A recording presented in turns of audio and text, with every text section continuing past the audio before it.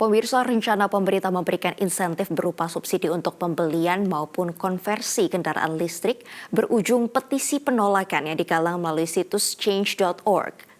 Petisi online menolak subsidi kendaraan listrik dibuat Direktur Eksekutif Institut Studi Transportasi, Instran, Dedi Herlambang. Setelah sepekan digulirkan, petisi online tersebut sudah ditandatangani lebih dari 1.500 orang. Dalam petisinya, Dedi Herlambang menyebut subsidi kendaraan listrik merupakan tindakan yang konyol karena orang kaya akan beli kendaraan justru disubsidi. Menurut Dedi, pembelian kendaraan tanpa subsidi pun telah membuat jalan raya macet luar biasa di kota-kota besar.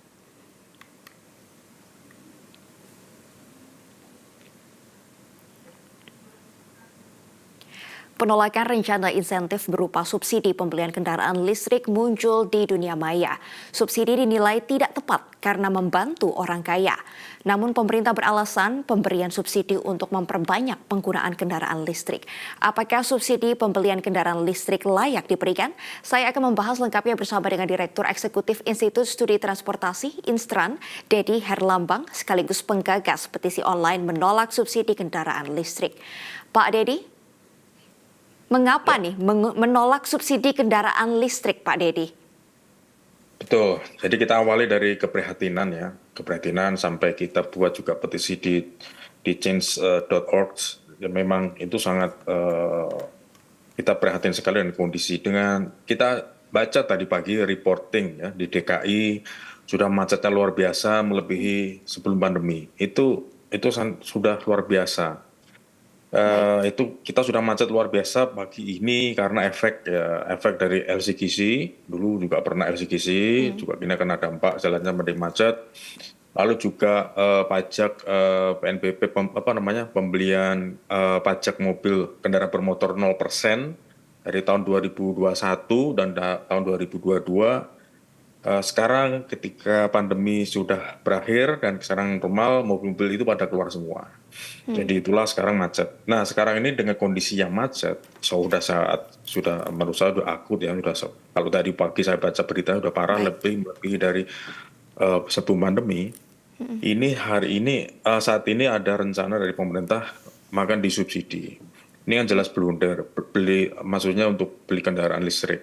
Ya walaupun itu kendaraan listrik, bersih udaranya tanpa emisi, tapi tetap saja membuat macet dan kondisi macet kita sudah luar biasa. Kalau saya pernah baca laporan dari risetnya dari teman-teman perguruan tinggi, itu 1 jam itu ada 8.000 mobil yang melintasi Jalan Sudirman. Ini salah satu contoh saja. Baik, Pak Dedi, kalau misalkan memang penekanan utamanya adalah problem macet, Pak. Tapi bagaimana jika memang mobil yang berlalu lintas misalkan di Sudirman ini lebih banyak yang mobil listrik, artinya kan polusi akan berkurang, emisi juga akan berkurang. Apakah Bapak tidak melihat ada potensi untuk mengarah untuk mengurangi polusi tersebut, Pak? Kita begini, kita selesaikan dulu masalah kemacetan dulu ya. Kita selesaikan dulu masalah kemacetan, ini bagaimana? Ini masalah kemacetan kan dari dulu kan tidak pernah selesai. Nah, ini baru sekarang, baru kemarin sore mau ngomong dengan dalih-dalih peduli lingkungan, tapi justru menambah macet.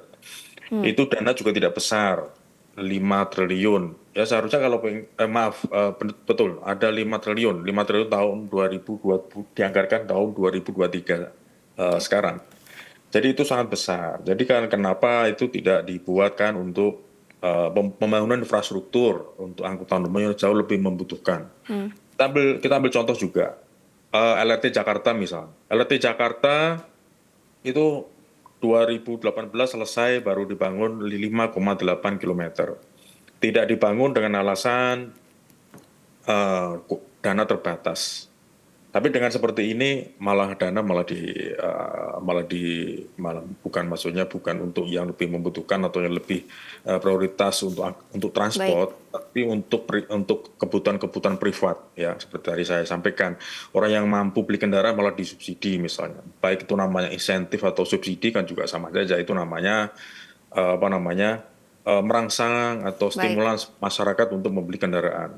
Yang seharusnya kita masyarakat itu merangsang untuk menggunakan angkutan umum, ini malah menggunakan kendaraan-kendaraan pribadi yang seharusnya vehicle seharusnya menghindari vehicle transport, sekarang malah eh, seharusnya kita menggunakan transit oriented, bukan Baik, bukan bukan vehicle baik.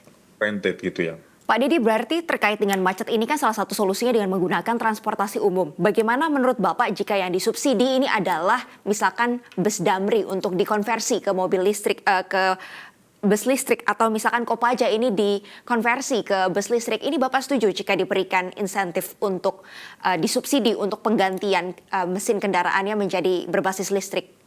Kalau itu tidak masalah, justru itu yang tepat. Jadi subsidi atau insentif namanya itu untuk kegunaan atau sebagai fungsi kebutuhan orang-orang banyak, orang massal, angkutan massal entah itu bus atau kereta, itu betul. Lah ini kalau disubsidi hanya untuk satu orang, dua orang, misal orang-orang itu saja misalnya, orang yang sudah punya mobil BBM fosil, Baik. lalu mau beli kendaraan disubsidi lagi. Jadi hal-hal seperti itulah yang membuat ya menurut dari cash flow-nya pemerintah juga blunder, di samping itu juga menurut kami juga tidak tepat sasaran. Ya kita harus subsidi yang tepat sasaran. Baik, Pak, pemerintah memiliki target zero emisi tahun 2060 dan salah satunya dengan menggunakan kendaraan listrik. Ada konversi dari BBM ke kendaraan listrik, Pak. Tahun 2025 ditargetkan ada 2 juta kendaraan listrik dan tahun 2030 ditargetkan ada 12 juta kendaraan listrik. Namun sampai sekarang realisasinya masih 30.000 kendaraan listrik, Pak. Apakah menurut Bapak sebenarnya bagaimana nih caranya untuk mencapai target tersebut tanpa diberikan subsidi? Seharusnya mudah, tinggal kapan untuk di switch off untuk penjualan kendaraan ber-BBM fosil, itu saja. Ini sama kendaraan listrik juga dijual, kendaraan BBM fosil itu juga dijual, kan juga percuma. Jadi paling tidak ada keran untuk penjualan kendaraan yang ber-BBM itu juga harus dikurangi. Ya bukan dilarang tapi dikurangi. Terlalu kemudian untuk produsen otomotif dikonversi misalnya yang seharusnya tahun ini menjual 100.000 mobil ber-BBM fosil atau kendaraan motor roda 2 ber-BBM fosil, dikurangi 50.000 untuk kendaraan BBM fosil, 50.000 untuk kendaraan listrik.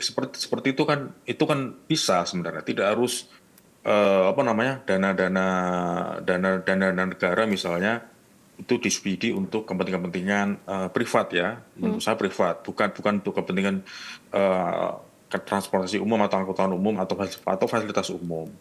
Baik, Jadi ada blundernya di situ. Jadi masalah subsidi itu nanti mungkin pemerintah juga membandingkan dengan Thailand atau negara Eropa, itu juga disubsidi. Ya, tapi kan tidak dibandingkan dengan ruas jalannya mereka. Mungkin di sana ruas jalannya masih panjang.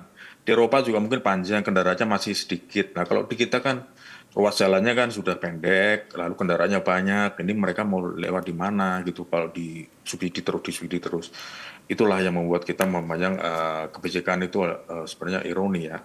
Saya lebih baik, setuju kalau 5 triliun itu diberikan kepada angkutan-angkutan umum. Karena angkutan umum kita juga masih kurang. Apalagi di daerah. Di daerah itu bahkan masih belum ada angkutan umum, juga belum ada. Padahal pemerintah itu berhak menyediakan angkutan umum. Nah, baik. di daerah itu kota atau kabupaten kan juga malah belum ada. Beberapa juga belum ada angkutan umumnya. Baik, Gitu. Pak, salah satu alasan yang menjadi pertimbangan pemerintah juga untuk memberikan subsidi untuk kendaraan listrik adalah penggunaan BBM. Karena BBM mayoritasnya kita impor, Pak, dari luar negeri. Dan ini juga emisinya lebih tinggi daripada penggunaan kendaraan listrik yang lebih ramah lingkungan, Pak. Ini bagaimana menurut Bapak? Begini, kalau masalah subsidi BBM jelas ya, jelas itu subsidi BBM ada. Tetapi kita juga jangan lupa nanti kalau di PLN kan juga ada subsidi BBM juga, subsidi batubara. Ya walaupun mungkin subsidinya lebih murah karena barang batubara kan juga TKD-nya juga dalam negeri. Tapi itu kan juga sama-sama disubsidi juga nantinya PLN. Coba nanti kalau lama-lama kalau misalnya massal kan juga tentunya juga akan mahal. Masalah kelistrikan ini, kendaraan listrik ini. Ini kan juga yang anehnya apa ya? Sudah dibeli disubsidi kendaraannya, lalu juga bebas pajak. Nah itu kan juga gimana gitu kan, sama-sama menggunakan jalan tapi mereka bebas pajak. Sementara kalau misalnya memang pemerintah serius ya seperti saya bilang tadi, kalau kapan mau di switch off misalnya untuk penjualan kendaraan BBM fosil. Kalau menurut rencana, kalau saya baca kan 2050 itu kan masih lama. 2050. Jadi Baik. kenapa tidak sekarang di-prepare juga untuk infrastrukturnya. SPKLU-nya sendiri saya lihat juga masih belum banyak ya, itu juga masih belum siap saya pikir. Pengisian listrik di SPKLU kan juga lama ya, mungkin membutuhkan waktu setengah jam atau paling cepat 1 jam misalnya. Berbeda kalau Baik. BBM fosil itu kan cuma berapa menit selesai, 1 menit 2 menit selesai. Kalau ini kan butuh waktu berjam-jam. Itu juga belum direkayasa. Belum lagi untuk masalah pembuangan limbah baterainya. Karena pembuangan limbah baterai untuk mobil listrik itu kan gede-gede, semobil itu baterainya. Apa Itu mau dibuang bukannya bisa kemana? didaur ulang ya Pak ya? Nggak bisa didaur ulang.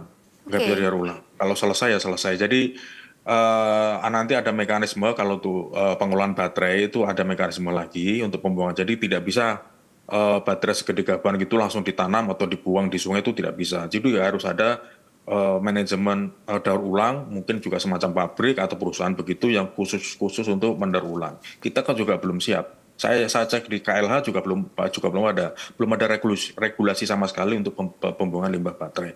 Kita mungkin di udara bersih, tapi nanti kita akan kotor di tanah dan juga air. Kalau misal nanti ribuan atau jutaan kendaraan listrik dibuang ke tanah tanpa daur ulang yang benar, kira-kira seperti itu. Jadi sama sebenarnya, kita bersih di udara, lalu yang bermasalah nanti di tanah dan di air kita. Itu bagaimana cara membersihkannya. Baik Pak, berarti menurut Bapak daripada mengeluarkan dana atau anggaran 5 triliun untuk subsidi kendaraan listrik, lebih baik disiapkan dulu infrastrukturnya, SPKLU dan juga manajemen tata kelola untuk bisa mendaur ulang limbah baterai listriknya itu ya Pak ya?